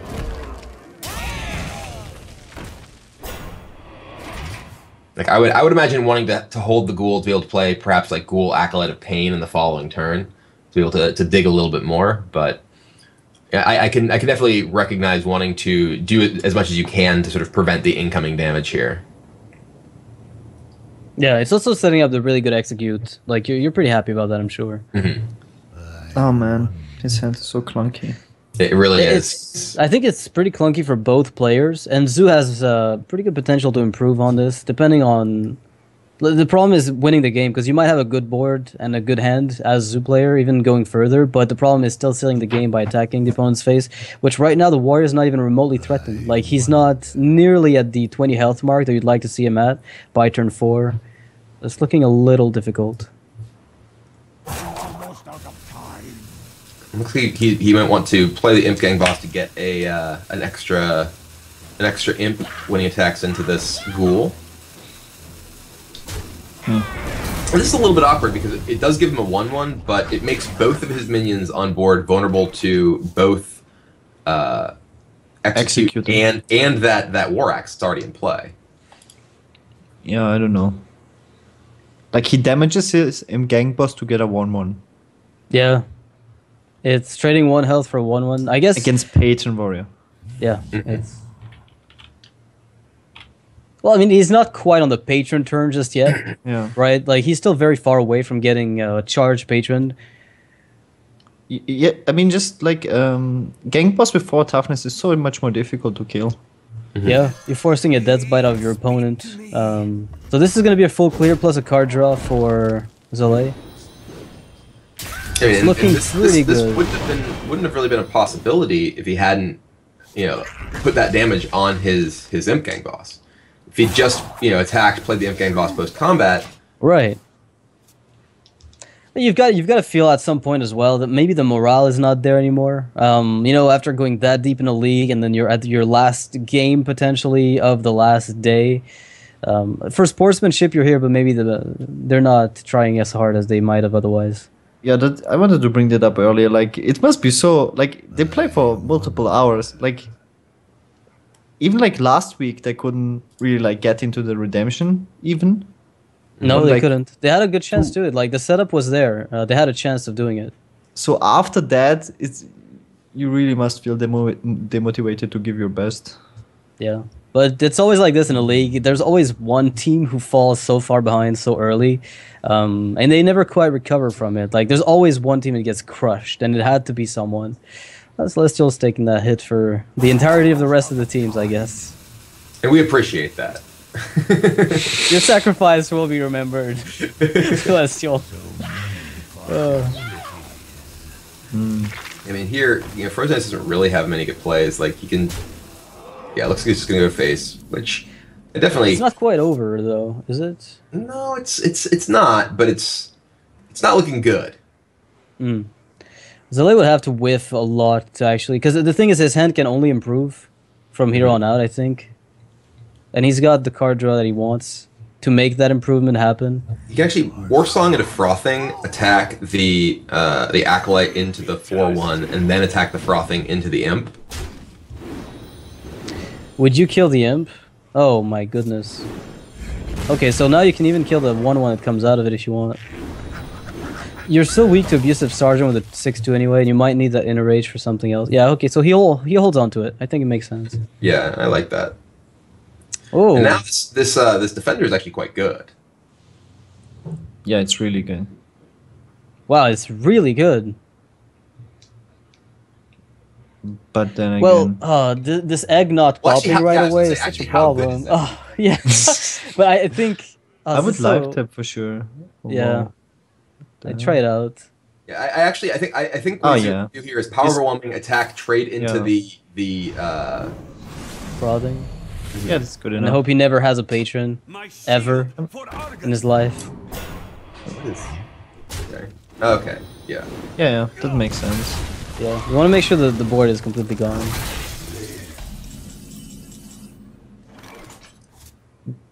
And now there is not yet a patron, so It's a big deal. yeah, absolutely. There is the second commander waiting though, and I think. Do you think we're going to see War Axe to clear the 2-power guy, or do you just want to leave that in play and hope to find a patron? You could wipe the board with just the inner rage execute. So I guess Nah, like at this point, you have to expect Dr. Boom Mal'Ganis, Doom Guards. How do you kill that? It's like even a bigger threat. Like this last card in his hand could easily be. a Doom oh Guard. god, could this Wow. be it? Is Frozen Ice coming back? Wow, Wow. this seems. A I little really sus- didn't expect that. Yeah, I really didn't expect that execute. Yeah, I mean now you're just here comes Doctor Boom. And now the Doomguard top decks are just so sick from here on out. There's really nothing to stop them. I mean, the And they're draws gonna deal looked full nice. damage. The draws looked so bad and so anticlimactic. Yeah. Well, Patron. execute. Patron, Oh, it's patron. hey! That's a pretty Oh, man. pretty good outcome. So the boom bots will matter a lot here. Like, what if it kills a Warsong commander right away? Or the patron. The Yeah, spawn. the new patrons. You get like a 40% chance of hitting one of the good targets, and then within that, a 50% to kill something you'd like. Like a 10% chance this game could still be Frozen Ices. So what else to do? Go for the Death Bite first. But like just wait one turn, you know. To get more patrons. I could see that, but it's kind of slow against the 7/7. Not that you can handle it anyway. What happens? It's so funny when you really hope for RNG. I mean, he needs the RNG. Nope, doesn't get it. Both players need the good RNG. And now he's gonna just kill Dr. Boom straight up. Oh! Oh! Wow! God. Oh my God. Oh, this is hell. This Oh, is that was exactly the worst hell. possible result. You see Frozen Ice. Oh dear. It's This over. RNG is absolutely Yeah, atrocious. that was a huge swing with the. That's useless. No, that's great, Do it. man. You can give him more patrons. You can get everybody in here. Yeah, but it's over. It's like it comes to this point. Zilly grinning there after that boom bot. Yeah, saving him 7 life, basically putting him totally out of reach of any kind of Yeah. Doomguard comeback. So Doomguard could still. Oh, never mind. No, this is a You complete. have 2 cards that have drop. You have 3 cards that have drawbacks in your hand right now. You just can't play them. It's just over. It's just What over. if he plays like Hellfire in that Zoo deck? He doesn't. Then he could clear the board.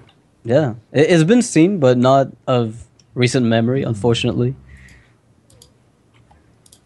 If Noxious would be playing instead of Frozen Ice, he definitely would have a Hellfire. Yeah. Of course, yeah. I'd lose against everything but this situation. That's pretty much what would happen in my Hellfire. I'm gonna face like Hunters. Oh, look. This is so classic. It's just over. He got 2 patrons. It's over. Yeah. And that is the game. Oh, more. Oh, look.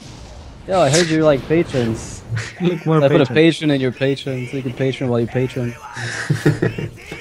Everyone has gotten in here. There's really not much room left for anyone else, because everyone's here. Oh, there's still a few people missing. I think those dwarves need to get their counting skills up, because obviously not everyone's here. Every single time somebody else comes along. Enough people are at the party. So funny. So the imp to patron ratio needs to at least be equal in order to end this game on a good. I want to see this, I was gonna say I really wanted to see that be 2 just for the total rub-in. Because that really would just be a classic end to Frozen Ice's time here in ATLC. Then he should have done it on the Patreon. Yeah, and then maybe multiply it on top of spawning 2 imps. Well, that is going to be match point for our Team Archon, which is, you know, that's excruciating for Team Celestial because they couldn't even get that point on the table that everybody was rooting for. I think pretty much everyone was, you know, despite the jabs that we've made at their score. We were really hoping they could upset one team's chances at maybe securing a good spot in the league, but didn't happen. Where does that put Team Archon in the standings? That puts them 3rd place, and they're pretty much secure there because Temple Storm's already played. I don't think Force and Boys could possibly catch up. Even if they win 6-0 against Team Liquid, they still couldn't beat Team Archon due to the game wins count. So no matter what happens, Team Archon is going to be securing 3rd place in this exact spot. There could be some shuffling around between 4th and 7th, and those the match here between Team Liquid and Force and Boys matters more for Force and Boys, I believe, because they have a chance of getting out of Redemption and pushing Nihilum down. Nihilum could, in the very worst case scenario, I think go below Force and Boys. Yeah, I believe right now it looks like Force and Boys, they have, it looks like a differential of 2 30-game wins to 28 losses, while Nihilum have 34-36. So if Force and Boys wins with a differential of greater than 2, I believe, or even greater than 1, I think that they actually will leapfrog Nihilum for that placing. That is insane because like 2 weeks ago, Nihilum was by far. If Nihilum had won last week, they were locked for live finals already, and they lost last week and then lost again this week, and maybe down to they even had they had to lose with less than 4 wins in order to get knocked out, and they got 3 wins when they lost, which was exactly the cut that they couldn't possibly have to make, and then they lost again, a crazy sweep too. So that's putting them in a really unfortunate spot. I know RD had a really rough day, and the last few weeks have been rough for him, so I hope he's still not going to be too affected by this going forward. So Ryan Kibler, thanks for casting with us. We're going to be moving on to the second match after this. Those were nice games regardless of the outcome. I enjoyed them. Yeah, I'm looking forward to see you know, who else will be joining us in Texas. I'm excited. So thanks for having me. Yeah, pleasure. So before we go, guys, a quick shout out to our partners, alphadraft.com. You can check them out. Esports Fantasy League. You can move there for a a chance of getting a part of the $300,000 that they give away each week, and you can get a matchup on your deposit for $250. So check them out. And Amazon, of course, with the promotion they're running on the App Store, you could get a 50% cut on 40 card packs, classic card pack, to visit teamarchon.com/Hearthstone or Amazon.com, teamarchon.com/Amazon, sorry, or Amazon.com/Hearthstone to check that out. Gara, you'll stay with me. We're going to be back for the second match of the day. This should be kind of exciting. Team Liquid versus Force and Boys. We'll see just how well those last standing shuffles will go. We'll be right back after the break.